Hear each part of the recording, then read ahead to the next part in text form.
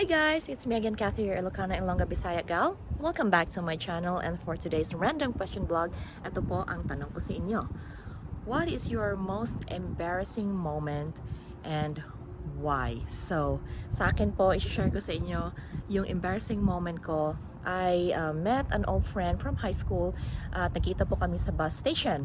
Tapos, same kami ng pupuntahan, so same yung bus na sinakyan namin.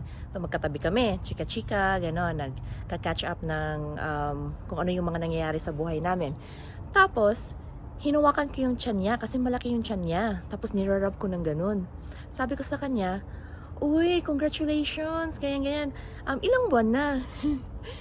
Tapos, sabi niya, hindi ako buntis. Tumaba lang ako. So, hanggang ngayon talagang iniisip ko na hihiya pa rin ako sa ginawa ko sa kanya kasi akala ko buntis siya. Yun pala, talagang nag-gain weight lang siya talaga at saka malaki yung tiyan niya. So, guys, please, eto lang ang tip ko. Thou shall not assume talaga dahil talaga mapapahamak at mapapahiya ka talaga pang nag-assume ka. So, sa inyo, ano yung embarrassing moment ninyo? Please share that with me. Comment down below. Please like and subscribe. Bye!